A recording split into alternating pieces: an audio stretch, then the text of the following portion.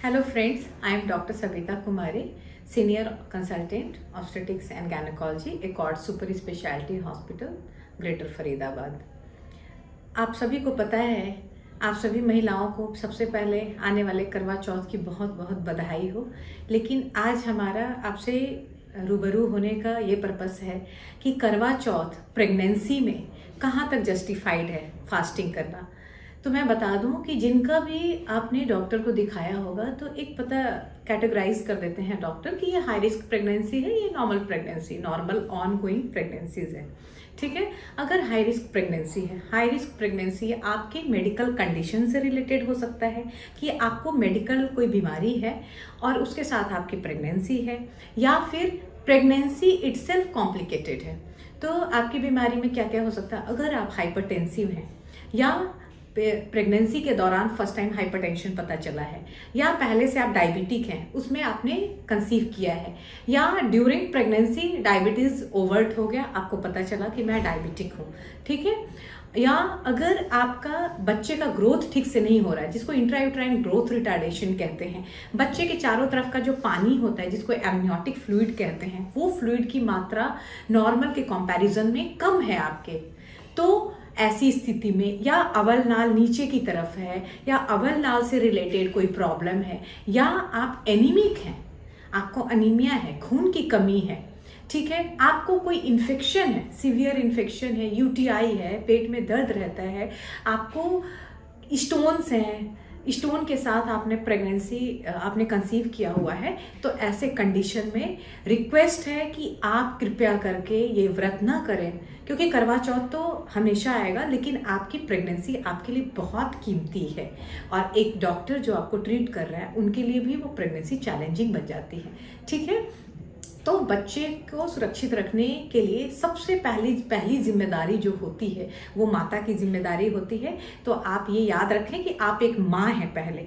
ठीक है, पति की लंबी आयु उनके हेल्थ पे और बहुत सारी बाकी चीज़ों पे भी डिपेंड करता है, तो आप अगले साल से भी रख सकते हैं, एक बार आपके गोद में आपका सुरक्षित स्वस्थ बेबी हो तो। ठीक है, तो एक हाई रिस्क प्रेगनेंसी में नहीं रखना है। दूसरा कि अगर उपवास रखना है तो आप जो सर्गी करती हैं, सुबह उठती हैं, उसमें आपको स्लो कार्ब्स लेना है। स्लो कार्ब्स मतलब ऐसा हेवी फूड लेना है जिससे धीरे धीरे आपको शुगर रिलीज हो, और लंबे समय तक आपको, यानी कि आपको शाम में व्रत तोड़ना होता है चांद देखकर, तो लंबे समय तक आपको ऊर्जा मिलती रहे और आपके ग्रोथ करने वाले अंदर पल रहे बच्चे को भी ऊर्जा मिलती रहे। ठीक है, तो इसे स्लो कार्ब्स में क्या होता है, स्प्राउटेड चना, मूंग, एक ग्लास दूध, ठीक है, इस तरह का आप चीजें, तली बघारी चीजें, फैटी चीजें न लें, उससे आपको गैस बनेगा और वो एनर्जी यूज भी नहीं होगा। उसको ब्रेक करने के लिए लॉट्स ऑफ वाटर, फ्लूइड और आपकी एनर्जी की जरूरत है, और जैसा कि सब जानते हैं कि अगर फास्टिंग है तो एनर्जी लेवल आपका ऑलरेडी डाउन होता है। ठीक है, तो आप इस तरह की चीजों का सेवन न करें, और फ्रूट्स में भी जो हेवी बनाना आप ले सकती हैं, बनाना ले, एक ग्लास दूध, जैसा और बताया मैंने स्प्राउटेड, ये स्लो कार्ब्स वाले चीजें हैं, ये आप सर्गी में अच्छे से आप ले लें। खूब सारा पानी आप पी लें, इलेक्ट्रॉल पाउडर, नारियल पानी, इस तरह की चीजें आप ले लें कि दिन भर इलेक्ट्रोलाइट इम्बैलेंस ना हो और आपका अच्छे से बेबी एक्टिव हो, क्योंकि इलेक्ट्रोलाइट्स अगर कम होते हैं तो आप भी लेथार्जी फील करते हो और बेबी भी स्लगिश हो जाता है, मूवमेंट वगैरह कम होता है। ठीक है, और जिनका ऑलरेडी थोड़ा मूवमेंट का इश्यू है कि बेबी मूवमेंट कम कर रहा है, ऐसी महिलाओं को भी लॉन्ग फास्टिंग नहीं करनी चाहिए। ठीक है, दूसरा आपको हाइड्रेट करके रखना है। फास्टिंग आप करवा चौथ का करें, लेकिन आप अपने को बीच बीच में हाइड्रेट करती रहें, और उस दिन आपको स्ट्रेस फ्री रखना है अपने आप को, क्योंकि स्ट्रेस फ्री रहोगे तो बॉडी को कम एनर्जी की जरूरत पड़ती है। अगर आप स्ट्रेस फ्री नहीं रहोगे, कुछ सोच रहे हो, ओवर थिंकिंग भी कर रहे हो या कुछ और कर रहे हो, तो उसमें भी आपका एनर्जी वेस्ट होता है। ठीक है, तो आपको मेंटली यानी मानसिक रूप से और शारीरिक रूप से बिल्कुल रेस्ट में रहना है।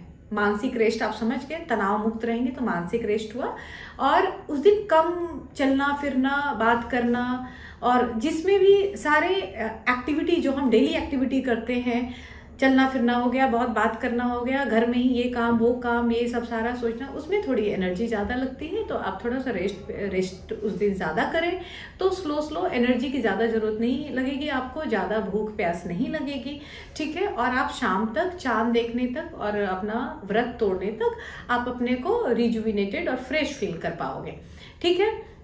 और अगर बीच में प्यास लगती है तो आपको ऐसा नहीं है कि नहीं मैं चांद देखकर ही हमें तोड़ना है, आपको हाइड्रेट करना है, क्योंकि हाइड्रेशन बहुत ज़रूरी है। आप इन्फेक्शन के लिए ज़्यादा प्रोन हो जाते हो अगर आप डिहाइड्रेटेड रहते हो तो, ठीक है। और आपके बेबी को चूंकि एनर्जी सप्लाई जो होता है उसके एनर्जी फूड ब्रेक होकर एनर्जी के फॉर्म में आता है, तो उस फूड को ब्रेक करने के लिए भी वाटर ज़रूरी है। इसलिए आप liquids, Electral powder, coconut water, plain water और फ्रेश जूस जो होता है, कंटेनर वाला नहीं, केमिकल वाला नहीं, पैकेज्ड फ्रूट जूसेस नहीं, फ्रेश बना हुआ जूस आप थोड़ा थोड़ा करके आप पूरे दिन सिप्स में लेंगे। तो आज हमने जान लिया कि करवा चौथ में प्रेग्नेंट महिलाओं को क्या सावधानियां बरतनी है, कैसे व्रत करना है, व्रत के दौरान क्या सावधानियां लेनी है, किनको ये व्रत नहीं करना चाहिए, ये भी हमने जान लिया। आज की इसी जानकारी के साथ आपको करवा चौथ, आने वाले करवा चौथ की बहुत बहुत बधाई।